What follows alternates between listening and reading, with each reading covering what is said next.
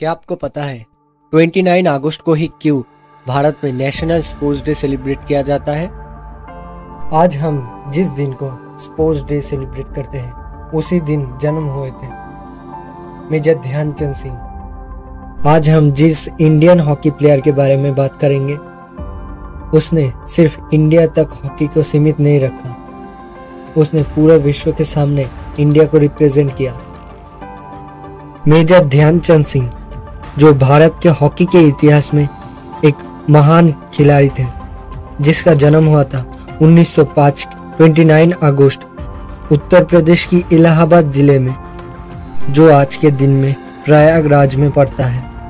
ध्यानचंद सिंह का जन्म हुआ था एक मिडिल क्लास फैमिली में। उसके पिताजी करीब 16 साल के एज में ही उसको इंडियन आर्मी में ज्वाइन करवा दिया। इसके पहले से उनको हॉकी के बारे में कोई भी अंदाजा नहीं था। आर्मी में आने के बाद उनको हॉकी में इंटरेस्ट बढ़ने लगा। आर्मी में रहने के कारण ध्यानचंद सिंह को बहुत कम समय मिलता था। इसके कारण ध्यानचंद सिंह रात में कुछ टाइम बचाकर उन्होंने प्रैक्टिस चालू की, वो भी चांद के रोशनी में। इसके कारण से उनको पुकारने लगे सब ध्यानचंद सिंह। ध्यानचंद सिंह ब्रिटिश आर्मी के साथ छोटे मोटे गेम खेलने लगे, मगर 1926 में न्यूजीलैंड में एक चैंपियन हो रहा था जिसमें भारत भी पार्टिसिपेट किया था। इसके कारण ध्यानचंद सिंह को मौका मिला न्यूजीलैंड में जाके उनको बहुत अच्छा परफॉर्मेंस दिखाना था, और इसके कारण उन्होंने न्यूजीलैंड के टूर्नामेंट में करीब 18 मैच जीते।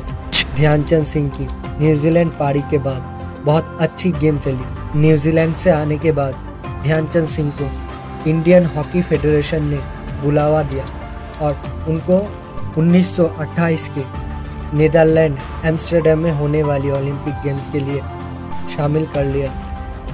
1932 को लॉस एंजलिस में समर ओलंपिक गेम्स होने वाला था, जिसमें भारत पार्टिसिपेट करने वाली थी। 1920 के सफलता के बाद भारत की टीम को और भी जोश बढ़ने लगे। 1932 ओलंपिक गेम्स के लिए भारत और भी ज़्यादा प्रिपेयर होके गेम में एंटर किया। 1932 लॉस एंजलिस में भारत की अच्छी प्रदर्शन के चलते हुए भारत ने फिर से एक बार फाइनल में पहुंचा।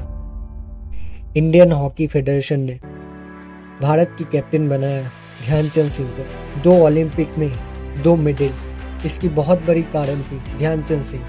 इस कारण से ही ध्यानचंद सिंह को कैप्टन बनाया गया। 1936 की समर ओलंपिक गेम्स होने वाली थी बर्लिन में। इस गेम के लिए भारत की हॉकी टीम बहुत प्रैक्टिस करने लगी। इसके कारण से बर्लिन में और भी ज़्यादा और अच्छा परफॉर्मेंस के कारण भारत फिर से एक बार फाइनल तक पहुंचे।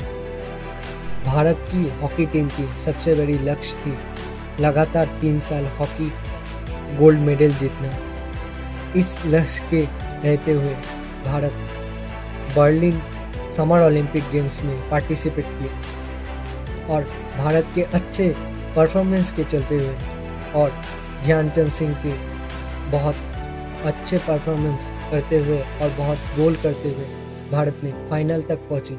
भारत ने जर्मनी को हराकर हैट्रिक बना दिया और एक इतिहास बना दिया। 1936 को ध्यानचंद सिंह जब भारत हॉकी टीम के लिए जर्मनी में होने वाली समर ओलंपिक गेम्स के लिए बर्लिन में गया था, उनके साथ उस टाइम एक इंसिडेंट हुआ।